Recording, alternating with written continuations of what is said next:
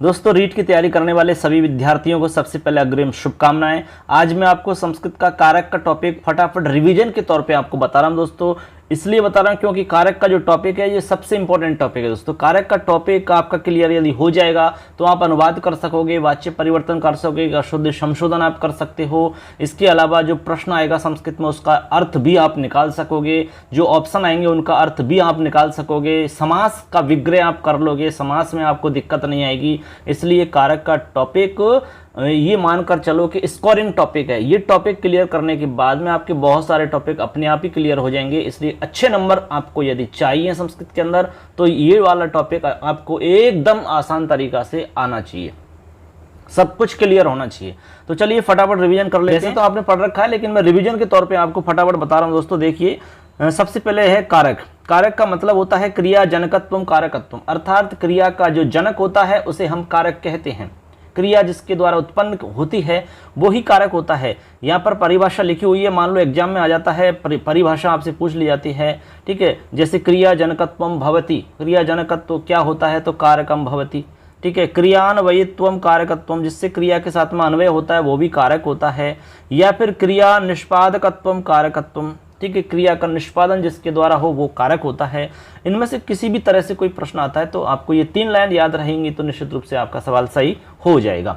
यहाँ पर एक उदाहरण दिया है कि रामस्य भ्राता मोहन है गृहम गच्छति। यहाँ पर अर्थ हो गया कि राम का भाई मोहन घर जाता है। अब दोस्तों यहाँ पर रामस्य जो आपकी है यहाँ पर षष्ठी विभक्ति का प्रयोग हुआ है।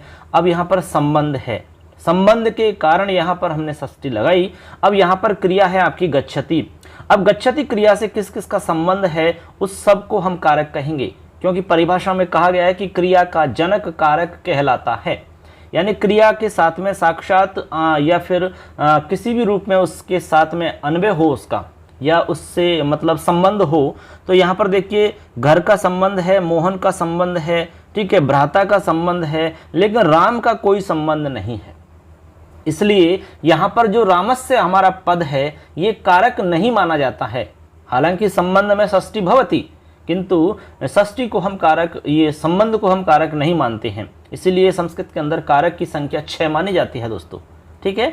यदि संस्कृत में पूछें कारक कितने हैं तो आपको 6 आंसर देना होगा। किसको नहीं मानते हैं तो संबंध को कारक नहीं मानते हैं। जैसे हमने कहा कि राम का भाई मोहन पिटता है, किसी से लड़ाई होगी तो पिट रहा है, तो राम का भाई मोहन पिटता है, पिटने वाला तो मोहन है, तो क्रिया है पिटना, तो मोहन पिट रहा है ना कि राम पिट रहा है। राम का भाई मोहन पिट रहा है तो राम का जो पद है आपका ये आपका इस क्रिया से रिलेटेड नहीं है, ऐसे, ठीक है। इस तरह दोस्तों आगे यहाँ पर लिख दिया है कि कारकस्य भेदाः। यदि इस तरह का प्रश्न आएगा तो आपको 6 आंसर देना होगा।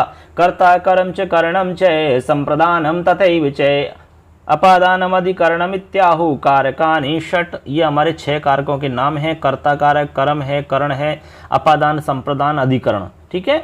अब इनमें से हम एक एक को आपको बताएंगे। जो मेन नियम है इसके उनको मैं आपको समझाऊंगा। फटाफट रिवीजन यहाँ पर हमारा चल रहा है। चैनल को सब्सक्राइब कर लेना दोस्तों, अपने दोस्तों को सबको शेयर कर देना, क्योंकि काफ़ी इंपॉर्टेंट आपका ये टॉपिक हम आज बता रहे हैं। सबसे पहले हमारा कर्ता कारक। तो चलिए दोस्तों स्टार्ट करते हैं। कर्ता कारक, यहाँ पर देखिए प्रथमा विभक्ति इसमें होती है। इसका सूत्र है स्वतंत्र है कर्ता, क्योंकि जो कर्ता होता है वो स्वतंत्र होता है। जैसे राम विद्यालय जाता है, अब यहाँ पर राम करता है और जाने की क्रिया राम के द्वारा हो रही है तो वो स्वतंत्र है, जाए या ना जाए, ठीक है। क्रिया करने में स्वतंत्रता है उसके पास। जैसे राम है पठति, अब यहाँ पर जो पठति क्रिया है वो राम के द्वारा हो रही है, तो यहाँ पर क्रिया करने या नहीं करने में वो स्वतंत्र है राम, इसलिए स्वतंत्र है कर्ता, ठीक है। अब कर्ता कैसा होता है, स्वतंत्र होता है। इस तरह से आपको ध्यान रखना है। आगे चलिए, आगे यहाँ पर जो अब मैं बता रहा हूँ वो काफ़ी इंपॉर्टेंट है, इसको आपको ध्यान रखना है, अच्छे से समझ लेना, यहाँ से आपका प्रश्न बन सकता है। चलिए दोस्तों आगे बढ़ते हैं। यहाँ पर मैं आपको एक अलग नियम बता रहा हूँ। यहाँ पर देखिए, यहाँ पर एक उदाहरण लिखा हुआ है, रामायण ग्रंथ है लिख्यते। ये हमारा कर्म वाच्य है दोस्तों, ठीक है। तो यहाँ पर आपको ध्यान रखना है कि कर्म वाच्य के अंदर कर्ता उक्त होता है, ठीक है। कर्म वाच्य का जो कर्ता होता है वो उक्त होता है। यहाँ पर जो क्रिया होती है वो कर्म के हिसाब से चलती है, ठीक है। यदि क्रिया आपकी कर्ता के हिसाब से चल रही होती तो यहाँ पर आपका जो कर्ता है वो उक्त माना जाता, ठीक है। अब कर्ता उक्त होता है आपका कर्तृवाच्य में और कर्म उक्त होता है आपका कर्मवाच्य में। आपको पता है कि जब कर्म उक्त हो जाएगा तो आपका जो कर्म है वो प्रथमा विभक्ति में बदल जाता है। तो यहाँ पर याद ये रखना है आपको कि कर्मवाच्य में कर्ता में प्रथमा होती है, इसलिए हम कह सकते हैं कि उक्त कर्मणि प्रथमा, उक्त कर्मणि का विभक्ति भवति। ऐसा प्रश्न बन सकता है कि उक्त कर्म में विभक्ति होती है, कौन सी विभक्ति होती है, और अनुक्त कर्ता में कौन सी विभक्ति होती है। ये दोनों प्रश्न आपके सामने एग्जाम में आ सकते हैं। यानी कि जब कर्म वाच्य बनाओगे तो यहाँ पर हमारा कर्ता तो अनुक्त हो जाता है, इसलिए उसमें तृतीया होती है, और हमारा जो कर्म है वो उक्त हो जाता है, इसलिए उसमें प्रथमा होती है। ये आपको ध्यान रखनी है दो बात, कर्ता उक्त होने पर प्रथमा होगी और अनुक्त होने पर तृतीया होगी। ठीक है, कर्म उक्त होने पर द्वितीया नहीं होगी और कर्म उक्त होने पर प्रथमा होगी, जैसे कि इस वाक्य में आप देख सकते हैं। आगे चलिए, संबोधने च, संबोधन में प्रथमा विभक्ति का प्रयोग होता है, जैसे कि हे राम है, ठीक है, हे गुरवे, हे रमे, जितने भी हम शब्द रूप बोलते हैं तो लास्ट में संबोधन की जो लाइन बोलते हैं आपको पता है कि उसमें वापस से प्रथमा विभक्ति का ही प्रयोग होता है। इसलिए यहाँ पर आपको ध्यान रखना है कि संबोधन में कौन सी विभक्ति होती है, प्रथमा विभक्ति होती है। संबोधने का विभक्ति भवति, प्रश्न आ गया तो उत्तर होगा प्रथमा विभक्ति भवति। ठीक है, आगे हम एक सूत्र बता रहे हैं आपको, बहुत ही इंपॉर्टेंट सूत्र है प्रथमा विभक्ति का। सूत्र है आपका प्रातिपदिकार्थ लिंग परिमाण वचन मात्र प्रथमा। ठीक है, इसका मतलब है कि प्रातिपदिकार्थ लिंग परिमाण और वचन मात्र में प्रथमा विभक्ति का प्रयोग किया जाता है। समझ गए बात को? या फिर आप यूं समझ सकते हैं कि प्रातिपदिकार्थ मात्र के लिए, लिंग मात्र की अधिकता के लिए, परिमाण मात्र के लिए, वचन मात्र के लिए प्रथमा विभक्ति का प्रयोग किया जाता है। अब मैं एक एक को समझा देता हूं फटाफट। जैसे प्रातिपदिकार्थ का मतलब क्या है, प्रातिपदिकार्थ का मतलब है अर्थवान, समझ लो आप। ठीक है, अर्थवान जो शब्द होते हैं वो प्रातिपदिक संज्ञक होते हैं, ऐसे आप समझ लीजिए। अब इसमें हम बहुत सारे शब्दों का इसमें प्रयोग कर सकते हैं, जैसे कि राम है, कृष्ण है, वानर है, लता, गीता, पुस्तकम, पत्रम, भवनम, ये सब हमारे क्या है, प्रातिपदिक हैं, सब के सब। तो यहाँ पर हम जब किसी शब्द को हम प्रयोग करेंगे तो वहाँ पर हम क्या करेंगे, प्रथमा विभक्ति का प्रयोग करते हैं। यही आपको यहाँ पर समझना होता है। इसके बाद में है इसमें लिंग मात्र की अधिकता। अब लिंग मात्र की अधिकता से तात्पर्य क्या है दोस्तों, यहाँ इसका तात्पर्य है कि यदि किसी शब्द के वास्तविक लिंग मात्र को प्रकट करना हो तो वहां पर हम प्रथमा विभक्ति का प्रयोग करते हैं। जैसे एक शब्द है आपका तट, शब्द है आपका तट, तो तट शब्द का प्रयोग प्रायः तीनों लिंगों में किया जाता है। अतः सही लिंग का निर्धारण करने के लिए इसमें हम प्रथमा विभक्ति का प्रयोग करते हैं। जैसे कि तट शब्द है तो इसमें तटे हम लिखेंगे और स्त्रीलिंग में इसी को हम तटी लिखेंगे और नपुंसक लिंग में हम तटम लिखेंगे।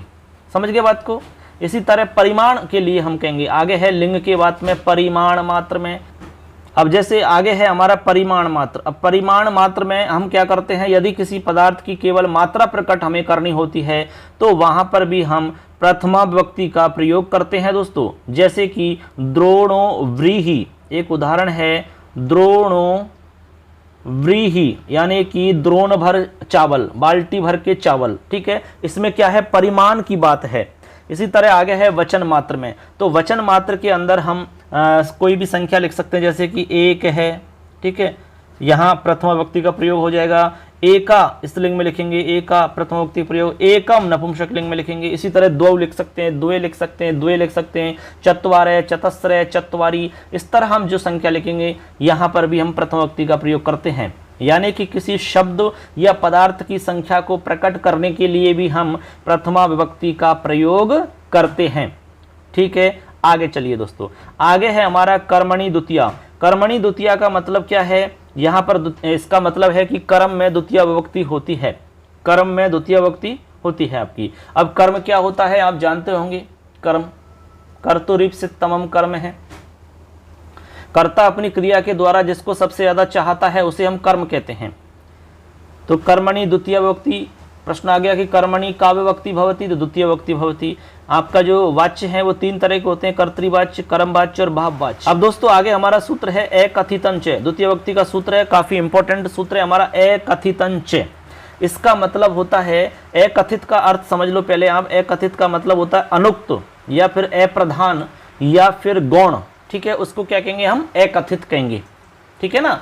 अब यहां पर देखिए, इसको हम इस तरह समझ सकते हैं दोस्तों, संस्कृत व्याकरण में 16 धातु ऐसी धातु है जिनके 2 कर्म होंगे, यानी कि 2-2 कर्मों का प्रयोग किया जाता है। इनको हम द्विकर्मक धातु के नाम से जानते हैं। 16 धातुओं के नाम यहां पर लिखे हुए मैं आपको बोलकर भी बताऊंगा। इनके साथ में प्रयुक्त होने वाले 2-2 कर्मों में से एक प्रधान कर्म होता है, दूसरा गौण कर्म होता है। इस गौण कर्म को ही हम अकथित कर्म कहेंगे, यानी कि 2 कर्म होंगे, एक प्रधान कर्म होगा, एक अप्रधान कर्म होगा। जो अप्रधान कर्म होगा उसको हम कहेंगे अकथित कर्म। बात समझ गए। अभी मैं उदाहरण बताऊंगा, उससे आप अच्छे से समझ जाओगे। तो यहाँ पर आपकी यहाँ जो 16 धातु है उनका नाम लिखा हुआ है। प्रश्न बन सकता है कि 16 धातु द्विकर्मक होती हैं तो कौन कौन सी होती है। यहाँ देखिए, द्वि, याच, पच, दंड, रुद्र, प्रस, ची, ब्रू, शास, जी, मथ, मुश आगे हैं आपकी, देखो पृच्छ, ची, ब्रू, शास, भी, निहरी, कृष्व है। इसको हमने इस तरीका से गा के भी हम इसको बता सकते हैं। दुह, याच, पच, दंड, रुद्र, प्रस, ची, ब्रू, शास, जी, मथ, मुश, निहरी, कृष्व है। इस तरह से हमारी 16 धातु हो जाती हैं दोस्तों। अब इन 16 धातुओं का अर्थ आपको पता होना चाहिए, एक एक वाक्य आपको आना चाहिए। अर्थ पता रहेगा तो आपके लिए आसानी हो जाएगी। दूहे का मतलब दोहना होता है, पच यानी पकाना होता है, याच यानी मांगना होता है, रुद यानी रोकना होता है, दंड यानी दंड देना होता है, पृच्छ यानी पूछना होता है, ची यानी चुनना होता है, और ब्रू यानी कहना होता है, मथ यानी मथना होता है, मुश यानी चुराना होता है, नी यानी ले जाना होता है, शास यानी उपदेश देना होता है, री यानी हरण करना, कृष यानी खींचना, वह यानी ढोना होता है दोस्तों। अब सबके उदाहरण आप जानते होंगे, मैं आपको कुछ उदाहरण बता रहा हूँ। जैसे कि यहाँ पर 1-2 उदाहरण हमने लिखे हैं। सुरेश है महेशम पुस्तकम याचते। जैसे याच धातु का हम प्रयोग कर रहे हैं तो याचते यहाँ पर है कि सुरेश महेशम पुस्तकम याचते, ठीक है, यानी सुरेश ने महेश से पुस्तक मांगी या पुस्तक मांगता है। सुरेश महेश से पुस्तक मांगता है। अब यहाँ पर याच धातु का प्रयोग हो रहा है दोस्तों। यहाँ पर देखो आपके 2 कर्म हैं दोस्तों। किससे मांग रहा है, महेश से मांग रहा है, तो महेश भी कर्म है और पुस्तक भी कर्म है। बात समझ रहे हैं। जैसे विष्णु बलिम वसुधाम याचते, विष्णु बलि से पृथ्वी मांगता है, तो यहाँ पर बलि और वसुधा दोनों ही आपके क्या हैं, कर्म हैं। इसी तरह यहाँ पर महेश और पुस्तक दोनों कर्म हैं, लेकिन यहाँ पर सुरेश महेश से पुस्तक मांग रहा है तो उसको पुस्तक से ज़्यादा लेना देना है, उसको पुस्तक चाहिए, महेश से उतना लेना देना नहीं है। इसलिए जो आपका महेश यहाँ पर जो कर्म है वो आपका अकथित कर्म है, वो गौण कर्म है, प्रधान कर्म नहीं है, अप्रधान कर्म है महेश। और यहाँ पर हमें अप्रधान को ही छांटना है, उसमें द्वितीय विभक्ति लगानी है इस सूत्र से। ऐसे हमारे तमाम सारे ये वाक्य बन जाते हैं, ठीक है। आगे चलिए, आगे हमारा इसमें नियम है द्वितीय विभक्ति का। देखिए, आदि शिंग स्थासाम कर्म है। आदि सिंग स्थासाम कर्म का मतलब क्या होता है, इसका मतलब है दोस्तों, यहाँ देखिए अधि और शिंग है, इसमें सिंग है और स्था धातु है और आस धातु है, 3 धातु हैं। इसका कहने का तात्पर्य है कि यदि अधि शिंग स्था आस ये 3 धातुओं से पहले यदि अधि उपसर्ग लगा हुआ है तो इनके आधार की कर्म संज्ञा हो जाएगी दोस्तों। आधार की कर्म संज्ञा हो जाती है। कब हो जाएगी, यदि अधि उपसर्ग के बाद में 3 धातु आएंगी। जैसे हमने लिख दिया अधि, अब अधि के बाद में 3 धातु आ रही है, मान लो कौन सी है, एक तो शिंग धातु, स्था धातु और आस धातु, ठीक है। इनके रूप बनेंगे जैसे अधि शेते, अधि तिष्ठति, अधि आस्ते, इस तरह से। जैसे हम यहाँ पर उदाहरण लिखा हुआ है, यहाँ पर आपको उदाहरण लिखा हुआ है, बालक है आसंदिकाम अध्यास्ते। यहाँ पर अध्यास्ते अधिधन आस्ते है, तो यहाँ यण संधि होकर अध्यास्ते आपका रूप बन जाता है। अब बालक कहाँ बैठता है, कुर्सी पर बैठता है। वैसे देखा जाए तो यहाँ पर आपका आधार है, लेकिन यहाँ इस सूत्र से आधार की कर्म संज्ञा हो जाती है तो द्वितीय लगती है, आसंदिकाम बन जाएगा। आगे चलिए, अभिनिविशश्च। अभिनिविशश्च एक सूत्र है, या लिखने में थोड़ी मिस्टेक हो सकती है, मैंने आपसे पहले कहा कि ये किसी स्टूडेंट से लिखवाया है। तो अभिनिविशश्च का अर्थ है विष धातु से पूर्व यदि अभि और नी दोनों उपसर्गों का एक साथ यदि प्रयोग है तो इनके आधार में द्वितीय विभक्ति प्रयुक्त होती है। इनके आधार में द्वितीय विभक्ति होगी दोस्तों। जैसे यहाँ पर आप उदाहरण देख सकते हैं, बालक है सन्मार्गम अभिनिविशते। अभि और नि दोनों उपसर्ग एक साथ प्रयुक्त हो रहे हैं, तो विष धातु का हम प्रयोग करेंगे, विशते रूप बनेगा अभिनिविशते। ठीक है, बालक है सन्मार्गम, सन्मार्ग पर प्रवेश करता है, इस तरह आप समझ सकते हैं। ठीक है ना। आगे देखिए, अगला हमारा नियम है उपान बध्यांग वशः। द्वितीय विभक्ति में थोड़े ज्यादा नियम हैं। उपान बध्यांग वशः का मतलब है दोस्तों कि उप अनु अधि आंग और वश, अर्थात यदि, यहां पर मैं लिख के बताता हूं, यदि वश, ये है वश यानी रहना, वश धातु से पूर्व उप अनु अधि आंग उपसर्गों का प्रयोग हो रहा है, तो वहां क्रिया के आधार में द्वितीय विभक्ति का प्रयोग होता है। ये इसका मतलब है, उप अनु अधि आंग, ठीक है, इनका यदि प्रयोग हो रहा है वस धातु से पहले, वस धातु से पहले की बात बता रहे हैं, जैसे कि बालिका गृहम अधिवसति। ठीक है, ऐसे आप बना सकते हैं सभी से एक एक वाक्य। जैसे विष्णु वैकुंठम उपवसति, विष्णु वैकुंठ में रहते हैं, विष्णु वैकुंठम अनुवसति, विष्णु वैकुंठम अधिवसति, विष्णु वैकुंठम आवसति। इस तरह से हम बना सकते हैं वाक्य दोस्तों। ठीक है, ऐसे आपको समझना है कि रूप क्या बनेगा। शॉर्ट में फटाफट आपको रिवीजन हम करवा रहे हैं, आपको डिटेल से कुछ भी नहीं बता रहे हैं, नहीं डिटेल से बताएंगे तो बहुत लंबा वीडियो हो जाएगा, फिर भी हम थोड़ा थोड़ा सा समझाते समझाते काफ़ी लंबा हो जाएगा यहाँ पर। अब देखो यहाँ पर जो नियम बता रहे हैं ये काफ़ी इंपॉर्टेंट है, यहाँ से सवाल बन सकता है सीधा सीधा। उभयता, सर्वता, धिक, उपरि उपरि, अधो अधः, अधि अधि, इनके योग में द्वितीय विभक्ति होती है, इन सभी के योग में द्वितीय विभक्ति होती है, ये आपको ध्यान रखना है। उभयता के योग में द्वितीय होगी, सर्वता के योग में द्वितीय होगी, खाली स्थान दे करके यदि कहीं पूछ लिया जाता है तो आपको द्वितीय करनी होगी। ठीक है, जैसे एक उदाहरण दिया है, कृष्णम उभयते है गोपाह, कृष्ण के दोनों ओर क्या हैं, गोपा हैं, ग्वाले हैं, कृष्ण के दोनों ओर। तो यहाँ पर कृष्ण में द्वितीय विभक्ति उभयता पद के कारण हुई है, वैसे नहीं होती, यहाँ पर इसके कारण हुई है, ये समझ गए ना। ऐसे आगे है अभिता, परिता, समया, निक्सा, हा, प्रति, योगे पी, इनके योग में भी द्वितीय विभक्ति होती है। ये बहुत ही मोस्ट है, यहाँ से मैं गारंटी देता हूँ आपको सवाल जरूर आएगा पेपर में। यानी अभिता के योग में द्वितीय, परिता, समया, निक्सा, हा, प्रति, योगे पी द्वितीय। जैसे विद्यालयम परितः वृक्षाः सन्ति, विद्यालय के चारों ओर वृक्ष हैं। अब विद्यालय के चारों ओर, यहाँ पर परिता का प्रयोग करने से यहाँ विद्यालय में द्वितीय हुई। आगे एक वाक्य और लिखा हुआ है, हा दुर्जनम, ठीक है, दुर्जन को धिक्कार है, तो यहाँ पर भी द्वितीय विभक्ति का प्रयोग हुआ है। तो ये आपको ये पद ध्यान रखने हैं, बस किसके योग में द्वितीय हो रही है ऐसे आपको ध्यान रखना है। आगे देखिए दोस्तों, यहाँ पर है अंतरा और अंतरेण पदों के योग में भी द्वितीय विभक्ति होती है। अंतरा का मतलब बीच में होता है, अंतरेण यानी बिना होता है। यदि ये पद आपको किसी वाक्य में दिखेंगे तो वहां पर भी द्वितीय विभक्ति करनी होगी आपको। जैसे सुरेश है पुस्तकम अंतरेण पठति, सुरेश पुस्तक के बिना ही पढ़ता है।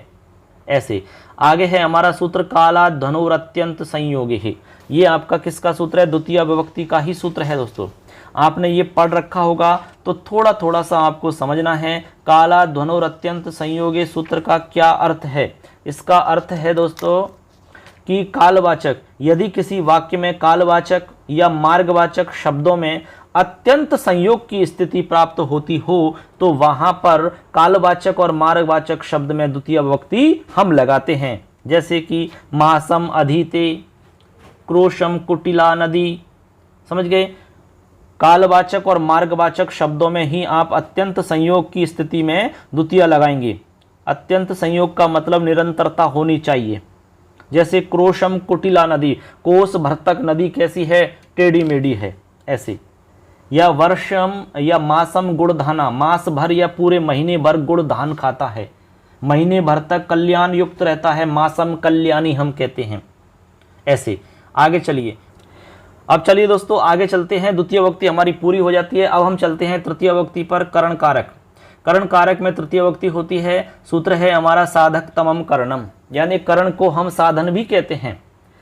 या फिर आप ऐसे समझ सकते हैं, क्रिया की सिद्धि में अत्यंत उपकारक कारक जो होता है वो करण संज्ञक होता है। किसी भी क्रिया को संपादित करने के लिए जो साधन काम में लिया जाता है उसकी हम करण संज्ञा करते हैं। जैसे कि राम कलम से लिखता है, राम कलम से लिखता है। यहाँ पर जो हमारा कलम है ये साधन है और इसी को हम करण कहेंगे, और करण में हमेशा तृतीय विभक्ति का प्रयोग करते हैं। तो वाक्य बन जाएगा राम है कलमेन लिखती, राम है कलमेन लिखती, तो कलम में तृतीया लग जाएगी। बात समझ गए। अगला सूत्र है कर्तृकर्णयोस् तृतीया। कर्तृकर्णयोस् तृतीया का अर्थ हो गया कि अनुक्त कर्ता में एवं करण में तृतीय विभक्ति का प्रयोग होता है। यानी तृतीय विभक्ति यहाँ पर इस सूत्र से दो जगह होती है। एक तो आपके अनुक्त कर्ता में होगी। अनुक्त कर्ता दोस्तों आपको सिर्फ एक ही जगह मिलेगा, कर्म वाच्य में। कर्म वाच्य में कर्ता आपका अनुक्त हो जाता है, तो वहां पे आपको पता है कर्म वाच्य बनाते हैं जब कर्ता में तृतीय लगाते हैं, ऐसे ध्यान रखना है। इसके अलावा कर्ण में हमेशा तृतीय लगती है। यहाँ पर एक प्रसिद्ध उदाहरण है रामेण बाणेन हते बाली। राम ने बाण से बाली को मारा। तो यहाँ पर किससे मारा? बाण से। तो यहाँ बाण जो है ये साधन है और साधन को हम कर्ण कहते हैं, इसलिए यहाँ तृतीया लग गई। और राम में तृतीया इसलिए लगी है क्योंकि राम यहाँ पर अनुक्त है, तो अनुक्त में तृतीया लगती है, जैसे कि हम कर्म वाच्य में बनाते हैं। तो ये कर्म वाच्य का ही वाक्य है, रामेण वाणेन हते वाली। तो इस तरह से हमारा ये वाक्य बन जाता है रामेण वाणेन हते बाली। ठीक है, राम ने बाण से बाली को मारा, या बाली राम के द्वारा बाण से मारा गया, ऐसे आप इसको कह सकते हैं।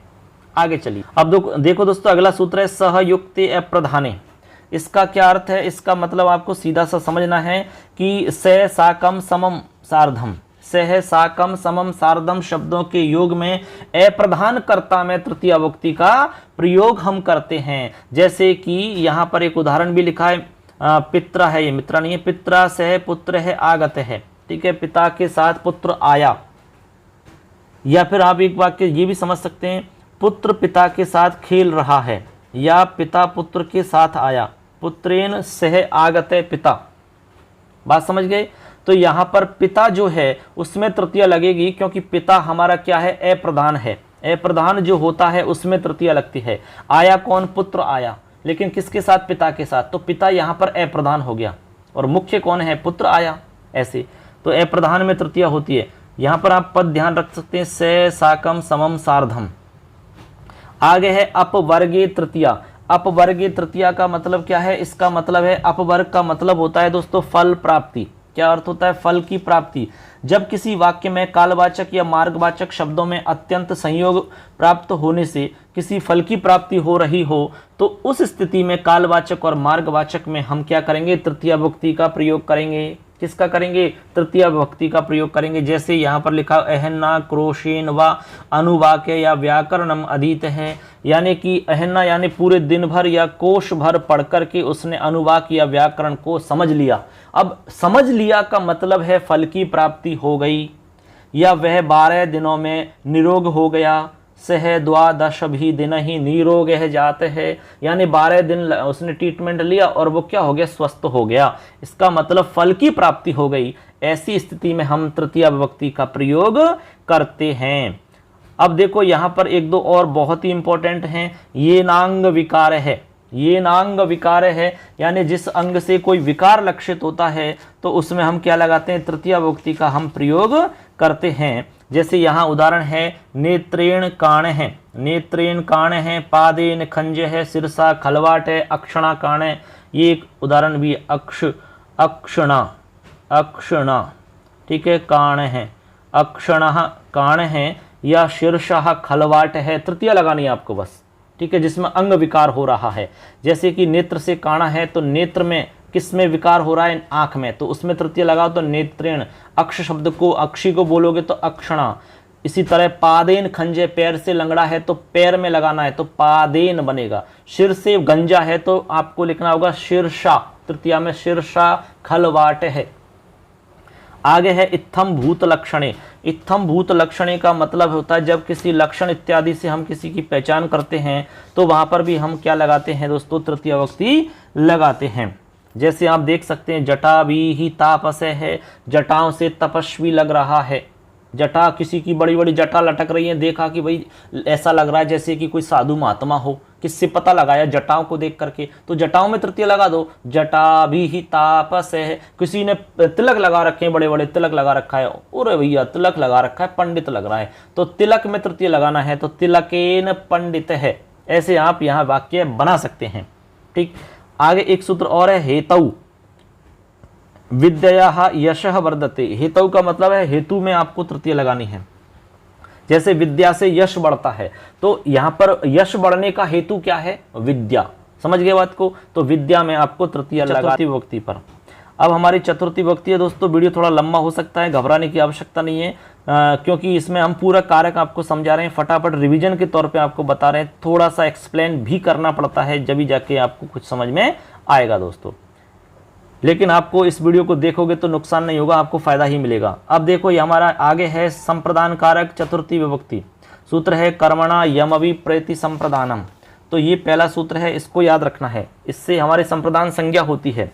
इसका मतलब है दोस्तों कि दान के कर्म के द्वारा जिसे भोक्ता बनाया जाए वे कारक संप्रदान संज्ञक होता है। या फिर आप ऐसे समझ सकते हैं, कर्ता दान आदि क्रिया के द्वारा जिसको प्रसन्न करता है वह संप्रदान संज्ञक होता है। यानी दान आदि क्रिया, जैसे आपने किसी को दान आदि दिया, उसके बाद में वो प्रसन्न हुआ, तो उसको हम कहेंगे उसकी क्या होगी? संप्रदान संज्ञा होगी। जैसे कि कोई राजा है, ब्राह्मण को दान देता है, तो ऐसी स्थिति में चतुर्थी विभक्ति लगती है। ये आपको सीधा सीधा मोटा मोटी समझना है। ठीक, इसके बाद में आगे लिखा हुआ है संप्रदान चतुर्थी। यहाँ मतलब हो गया कि संप्रदान में चतुर्थी विभक्ति होती है। संप्रदान का मतलब दान देना है, ऐसे समझ लो। तो संप्रदान जहाँ भी होगा वहाँ आपको चतुर्थी विभक्ति लगानी है। जैसे कि उदाहरण है, राजा निर्धनाय धनम ददाति। राजा निर्धन के लिए धन देता है। तो यहाँ पर राजा धन दे रहा है निर्धन के लिए, तो प्रसन्न किसको करना चाह रहा है? निर्धन को। तो निर्धन में चतुर्थी लगानी है। और चतुर्थी रूप आपको याद होना चाहिए, राम की तरह रामाय, तो निर्धनाय बन जाएगा।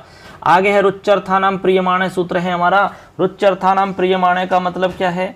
इसका मतलब है कि रुच्यर्थक धातुओं का प्रयोग होने पर या फिर रुचि अर्थ वाले धातुओं के प्रयोग में जो प्रियमाण हो, प्रियमाण का मतलब है जिसको अच्छा लगता है, उसमें हम संप्रदान संज्ञा करते हैं। क्या करते हैं? संप्रदान संज्ञा करते हैं। जैसे बालकाय मोदकम रोचते, बालक को मोदक अच्छा लगता है, लड्डू अच्छा लगता है। तो यहाँ पर अच्छा किसको लगता है, उसमें चतुर्थी लगानी है। तो बालक को लगता है तो बालक में चतुर्थी लगानी है। जैसे मुझे पढ़ना अच्छा लगता है, तो मह्यम पठनम रोचते। या बालक गणेश को लड्डू अच्छे लगते हैं, तो बालकाय गणेशाय मोदकानि रोचन्ते। ऐसे आप बना सकते हैं। आगे सूत्र है हमारा स्प्रिय रीप्सित है। स्प्रिय रीप्सित है, तो यहाँ पर इसका मतलब है कि ईप्सित धातु जो होती है हमारी, उसके योग में भी हम क्या करेंगे? चतुर्थी का प्रयोग करेंगे। आप यूं समझ सकते हैं, मैं यहाँ पर लिख के बता रहा हूँ, इस प्रिय है। देखो इस प्रिय है, इस प्रिय का मतलब होता है आपको चाहना या फिर अच्छा लगना।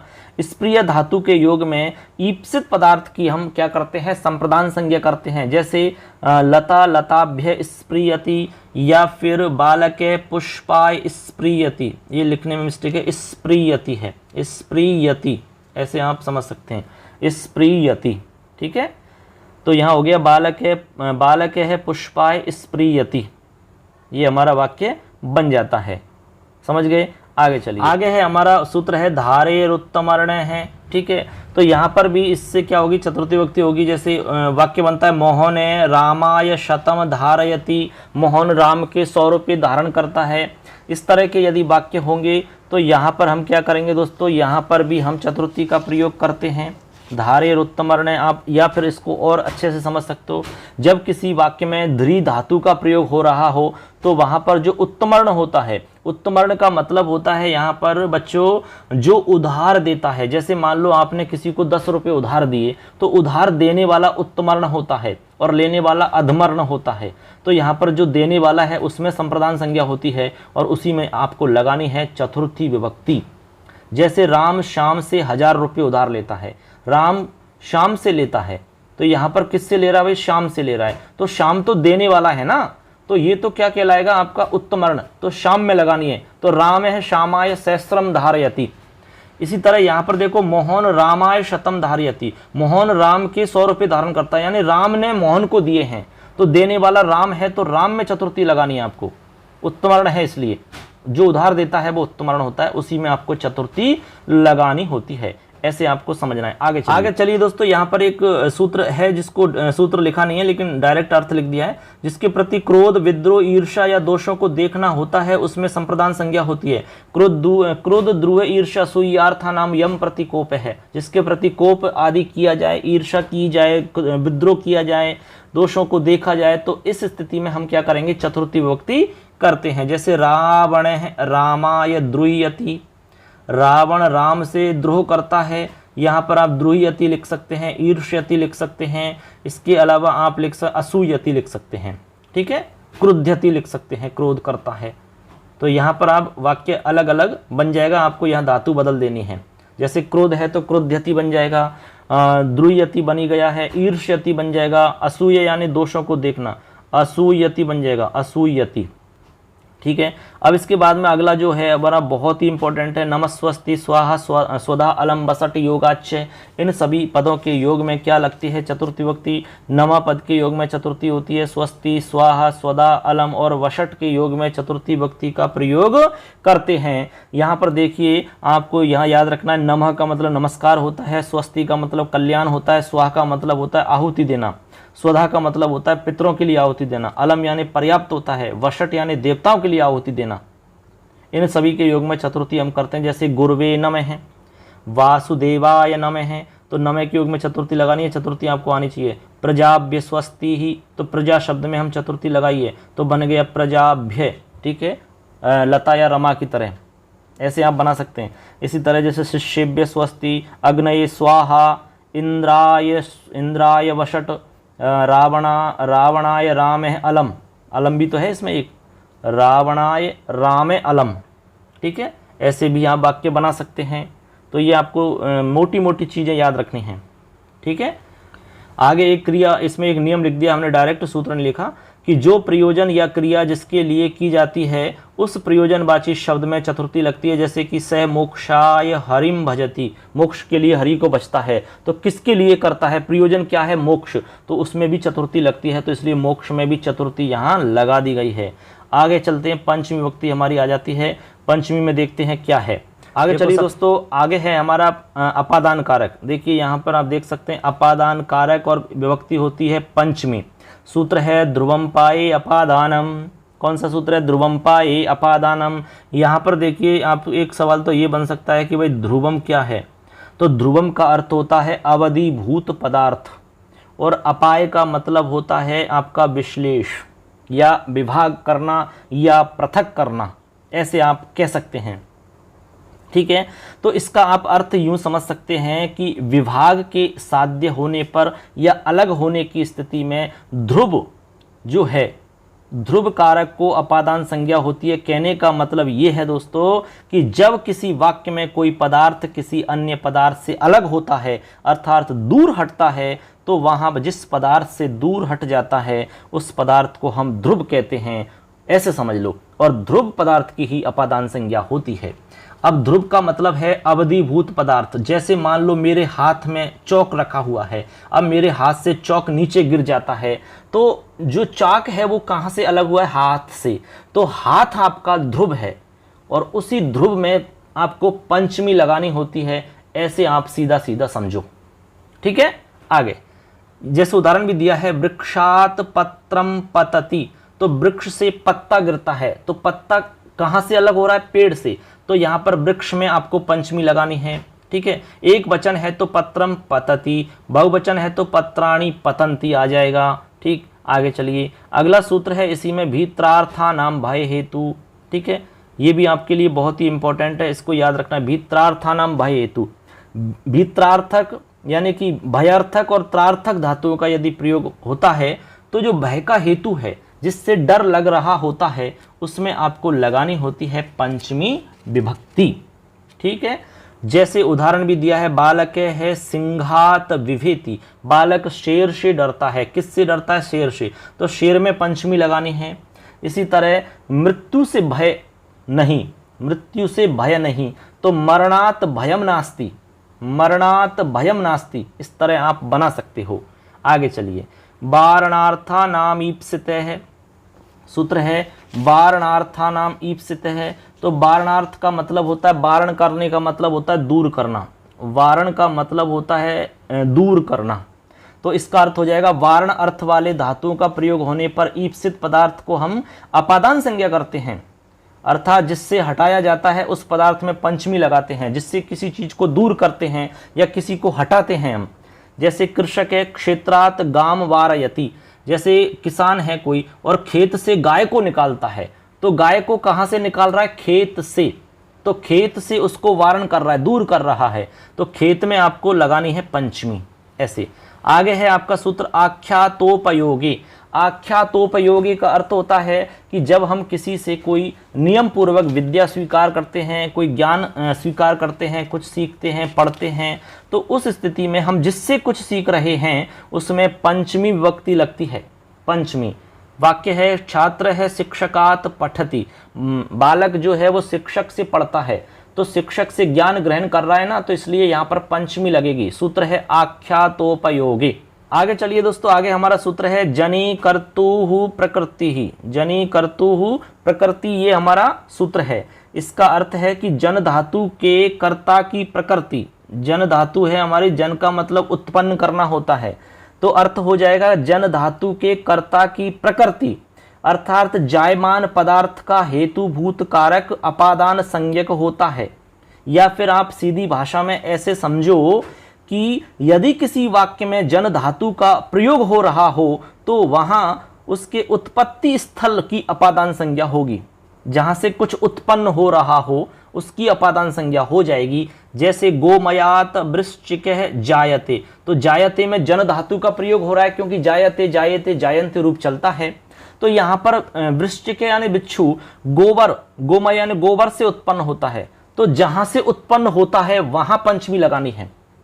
समझ रहे हैं? जैसे काम से क्रोध उत्पन्न होता है, कामात क्रोधः अभिजायते। ब्राह्मण से प्रजा उत्पन्न होती है, तो ब्राह्मण में पंचमी लगानी है, तो ब्राह्मण है प्रजा प्रजायन्ते। इस तरह आगे चलो, भुवः है प्रभवः है। भुवः प्रभवः का अर्थ क्या है? इसका अर्थ है कि यदि किसी वाक्य में भूधातु का अर्थ प्रकट होना ग्रहण किया जा रहा हो तो वहां पर उत्पत्ति स्थल में पंचमी लगाते हैं, जहां से कोई प्रथम उत्पत्ति हो रही हो। जैसे गंगा हिमालयात प्रभवती, गंगा हिमालय से निकलती है, इस तरह के वाक्य में आपको हिमालय से निकल रही है तो हिमालय में पंचमी लगानी है, ठीक है। और किसी स्थान से निकलती तो उसमें आपको पंचमी लगानी होती।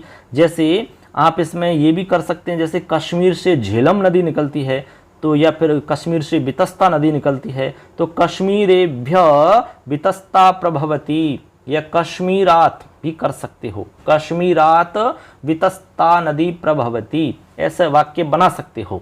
आगे चलिए, आगे हम चलते हैं षष्ठी विभक्ति पर। आपको पता है कि षष्ठी यानी कि संबंध को कारक तो नहीं मानते, लेकिन संबंध में षष्ठी होती है।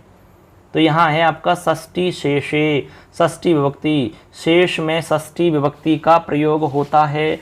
जो शेष बच गया है उसमें हम किसका प्रयोग करेंगे? षष्ठी विभक्ति का प्रयोग करते हैं, अर्थात कारक एवं प्रातिपदिकार्थ से भिन्न स्व स्वामी भाव आदि संबंध जो हैं वो शेष कहलाते हैं, और शेष में षष्ठी का प्रयोग होता है। आपको सीधा सीधा यूँ समझना है कि जहाँ भी संबंध की बात है वहाँ पर षष्ठी लगानी है। जैसे यह मेरा विद्यालय है, राम का भाई, मोहन की बहन, ये मेरी पुस्तक है, संबंध जहाँ प्रकट हो रहा है, ठीक है, वहाँ सब जगह षष्ठी लगेगी। जैसे स्वामी सेवक संबंध, पिता पुत्र का संबंध, या रामस्य पुत्र है लवय, तो यहाँ पर पिता पुत्र का हो गया तो यहाँ राम में षष्ठी लग गई। मम पुस्तक, मेरी पुस्तक है तो स्वामी भाव संबंध हो रहा है तो मम में षष्ठी लग गई। ऐसे आप बहुत सारे वाक्य बना सकते हो, कोई इसमें दिक्कत नहीं है। जैसे कि जैसे इसमें और भी वाक्य बन सकते हैं, यह मोहन की पुस्तक है, इदम मोहनस्य पुस्तकम, यह गोपाल की पुस्तक है तो गोपालस्य पुस्तकम, यह कृष्ण की बहन है तो कृष्णस्य भगिनी, इयम कृष्णस्य भगिनी, यह राम का विद्यालय है, अयम रामस्य विद्यालय। ठीक, आगे है इसमें देखिए षष्ठी हेतु प्रयोगे, हेतु प्रयोगी षष्ठी विभक्ति होती है। जैसे अन्नस्य हेतोः वसति, यानी कि एक तो हेतु शब्द में षष्ठी लगानी है, इसके अलावा जो कारक है, जो कारण है आपका रहने का, उसमें भी षष्ठी लगानी है। अन्न के लिए रहता है तो अन्न में भी षष्ठी लगानी है और हेतु शब्द में भी षष्ठी लगेगी। इस सूत्र का यही मतलब है, ठीक है, दो जगह षष्ठी लगेगी। यानी हेतु आपका क्या है, जैसे अन्न के वजह से, अन्न हेतु है आपका, इसलिए आप रहते हो, तो अन्न में लगा दी और हेतु में लगानी है। आगे है तुल्यवाची शब्दों का प्रयोग होने पर षष्ठी विभक्ति का प्रयोग होता है। तुल्य, जब आप किसी से तुलना करते हैं किसी की, तो वहां पर भी हम षष्ठी लगाते हैं। जैसे राम है सुरेशस्य तुल्य अस्ति, राम सुरेश के तुल्य है, ऐसी स्थिति में भी हम षष्ठी विभक्ति लगाते हैं, आप पहचान कर सकते हो। अब चलते हैं, लास्ट हमारा कारक है दोस्तों अधिकरण कारक। देखिए 7 नंबर पे अधिकरण कारक सप्तमी विभक्ति का प्रयोग होता है। आधारो अधिकरणम हमारा सूत्र है, तो सूत्र का मतलब समझिए, आधारो अधिकरणम, इसका मतलब क्या है, तो आपको यूं समझना है कि क्रिया के घटित होने के स्थान या समय को आधार कहते हैं, उस आधार को ही अधिकरण संज्ञा हम करते हैं। या यूं समझो कि कर्ता और कर्म द्वारा कर्तृनिष्ठ और कर्मनिष्ठ क्रिया के आधार को अधिकरण संज्ञा होती है। या फिर आप ऐसे देख लो कि जैसे मान लो कोई चीज किसी चीज पर रखी हुई है तो वो उसका आधार माना जाएगा। जैसे मान लो बालक कुर्सी पर बैठा है तो कुर्सी उसके लिए आधार है, आप फर्श पर बैठो तो फर्श आपका आधार है। ऐसे उसमें हम क्या लगाएंगे, सप्तमी विभक्ति लगाएंगे। अब आधार जो होता है आपका, वो आपका 3 प्रकार का आधार होता है। आधार के 3 प्रकार होते हैं, एक प्रकार नहीं होता है। अब 3 प्रकार कौन से होते हैं, देखो नीचे लिखा भी है, सूत्र है सप्तम्यधिकरणे चे। सप्तम्य अधिकरणे का मतलब अधिकरण में सप्तमी विभक्ति होती है। आधार 3 प्रकार का होता है। औपश्लेषिक आधार, औपश्लेषिक आधार का मतलब होता है आधार और आधेय, आधेय का जहां पर कम समय के लिए संबंध होता है, ठीक है, उसको कहते हैं औपश्लेषिक आधार। क्या कहेंगे, औपश्लेषिक। जैसे कि कटे आस्ते, कटे आस्ते का मतलब कट यानी होता है आपका चटाई, चटाई बिछा दे आपने, उस पर आप बैठ गए, मेहमान लोग बैठे और थोड़ी देर बाद में हट गए, आपने चटाई हटा के दूर पटक दी। इसका मतलब है कि उनका जो संबंध था वो कुछ समय के लिए था। स्थाल्याम पचती, स्थाली में आप खाना पकाते हैं, कढ़ाई इत्यादि में आप खाना पकाते हैं। अब उसमें ये थोड़ी हमेशा के लिए रखा रहेगा, आपने खाना बनाया, खाया, उसको साफ करके रख दिया, तो उसका जो संबंध था वो कुछ समय के लिए था खाने का स्थाली से। ऐसे तो जहां पर कम समय के लिए आधार आधे का संबंध होता है उसको औपश्लेषिक आधार कहते हैं।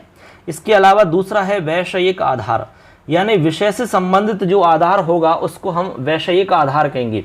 जैसे कि व्याकरणे इच्छा अस्ति, व्याकरण में इच्छा है, ठीक है, गणित इच्छा अस्ति, गणित में इच्छा है, इस तरह से। या फिर मोक्ष में इच्छा है तो मोक्षे इच्छा अस्ति।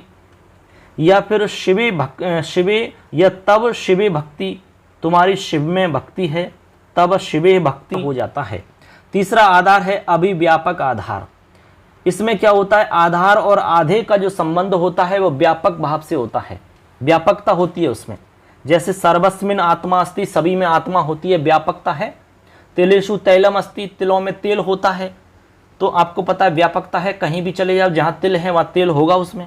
ऐसे आगे चलिए, अगला हमारा सूत्र है, इसमें देखिए इंपॉर्टेंट सूत्र है ये, यस्य च भावेन भावलक्षणम, यस्य च भावेन भावलक्षणम। इसका अर्थ क्या है, इसका अर्थ है जिसकी क्रिया से कोई दूसरी क्रिया लक्षित होती हो उससे सप्तमी विभक्ति होती है। अर्थात जब किसी वाक्य में एक क्रिया के समाप्त होने पर दूसरी क्रिया का होना पाया जाता हो, जैसे एक क्रिया तो समाप्त हो गई और दूसरी क्रिया का होना पाया जाता हो, तो प्रथम समाप्त क्रिया में एवं उसके कर्ता में सप्तमी लगाते हैं। जो पहले क्रिया समाप्त हो रही है और उसका जो कर्ता है, दोनों में सप्तमी लगेगी।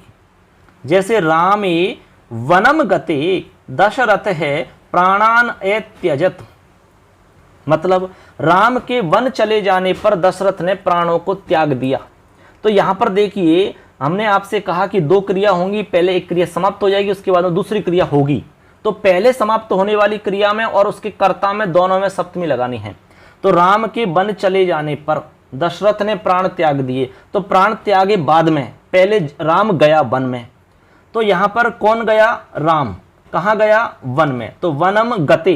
तो यहां पर हमने कहा कि क्रिया में सप्तमी लगानी है, तो क्रिया में सप्तमी लगाओ, और कर्ता में लगानी है तो राम कर्ता है और आपकी गम धातु क्रिया है, जाना क्रिया है, तो यहाँ पर गते हो जाएगा, और आपका राम में लगाओगे तो रामे हो जाएगा। तो रामम रामे ऐसे बनेगा, रामे वनम गते, ठीक है, रामे वनम गते। अब सिंपल वाक्य बनेगा, दशरथ है प्राणान एत्यजत, ऐसे। अगला है सूर्ये अस्तम गते बालके गृहम एगच्छन, बालकः आएगा यहाँ पर, बालकः गृहम एगच्छन, यानी कि सूर्य के अस्त होने पर बालक घर को चले गए। अब बालक घर को चले गए, लेकिन कब पहले सूर्य अस्त हुआ, तो पहले सूर्य अस्त हुआ है ना, तो सूर्य में लगाओ सूर्य, और गम में लगाओ गते, फिर आप सिंपल वाक्य बनाओ, बालकाः गृहम एगच्छन। ऐसे आप यहाँ पर समझ सकते हैं। तो आशा करते हैं ये बात आपको समझ में आ गई होगी, ठीक है। ऐसे सूर्य के उदित होने पर कमल खिलते हैं, सूर्ये उदिते कमलानि विकसंति, ये भी हमारा प्रसिद्ध उदाहरण है। अब इसमें हम एक लास्ट आपको सूत्र बता रहे हैं, जो कि बहुत ही मोस्ट सूत्र है आपके लिए, ठीक है। सप्तमी विभक्ति का बहुत ही मोस्ट सूत्र है और लास्ट सूत्र है, चलिए उसको भी देख लेते हैं। ये हमारा सूत्र है यतश्च निर्धारणम। यतश्च निर्धारणम सूत्र का अर्थ होता है कि यदि जाति, देखो मैं लिख देता हूँ, यदि जाति, गुण, इसके अलावा क्रिया और संज्ञा, क्रिया और संज्ञा, ठीक है, इनके द्वारा जिस समुदाय से एक भाग को अलग किया जाता है, तो उस समुदाय वाचक शब्द में षष्ठी या सप्तमी दो विभक्तियों का प्रयोग होगा। या तो आप षष्ठी और सप्तमी दोनों कर सकते हैं, और चाहो तो एक भी कर सकते हैं, यानी दोनों ही सही हैं, ऐसे समझो आप। दोनों विभक्तियों से आप रूप बना सकते हो। किसके आधार पर? जाति के आधार पर अलग कर रहे हो, गुण के आधार पर अलग कर रहे हो, क्रिया के आधार पर या संज्ञा के आधार पर अलग कर रहे हो, तब आपको षष्ठी और सप्तमी दो विभक्ति आपको लगानी होती हैं। जैसे उदाहरण है, जाति के आधार पर कैसे अलग कर रहे हैं, नृणाम नृषु ब्राह्मण श्रेष्ठ है, यानी कह रहे हैं कि जितने भी मनुष्य हैं उन सब में ब्राह्मण श्रेष्ठ है, तो मनुष्यों में ब्राह्मण श्रेष्ठ है। तो यहाँ पर निरी है हमारा शब्द निरी, तो यहाँ पर निरी में लगाओगे आप रूप चलाओगे तो एक तो षष्ठी विभक्ति लगा सकते हो और एक सप्तमी लगा सकते हो। षष्ठी लगाओगे तो रूप बनेगा नृणाम, ठीक है, सप्तमी लगाओगे तो बनेगा नृषु, इसलिए दोनों ऑब्लिक करके लिख दिया, ठीक है। इस तरह से आगे है आपका गुण के आधार पर, गवाम गोशु कृष्णा बहुक्षीरा। बहुक्षीरा, बहुक्षीरा का मतलब होता है बहुत दूध देने वाली, यानी काली गाय बहुत दूध देने वाली है। गायों में जितनी भी गाय हैं उनमें काली गाय बहुत दूध देने वाली होती है। तो यहाँ पर गुण के आधार पर अलग किया जा रहा है। तो यहाँ पर आप गाय, जो गो शब्द है उसमें आपको षष्ठी और सप्तमी लगानी है, तो षष्ठी लगाओगे तो रूप बनेगा गवाम, और सप्तमी लगाओगे तो बनेगा गोशु कृष्णा बहुक्षीरा। अब क्रिया के आधार पे कैसे अलग करोगे, गच्छताम गच्छत्सु धावन शीघ्र है। धावन शीघ्र है, कहा कि जाने वालों में दौड़ने वाला शीघ्र पहुंचता है। अब जैसे कोई पैदल चल रहा है तो चलने वालों में दौड़ने वाला जल्दी पहुंचेगा। तो यहाँ पर गच्छ जो है आपका, उसमें रूप चलाओगे तो षष्ठी बनेगा गच्छताम और सप्तमी बनेगा गच्छत्सु, ठीक है। इसी तरह हमारा लास्ट है, इसमें देखिए नीचे संज्ञा के आधार पर, जैसे हमने कहा कि छात्राणाम छात्रेषु राम है पटु, यहाँ विसर्ग लगे पटुहु, कुछ छोटी छोटी गलतियां हैं स्टूडेंट ने लिखा है, हम पहले ही बता चुके हैं।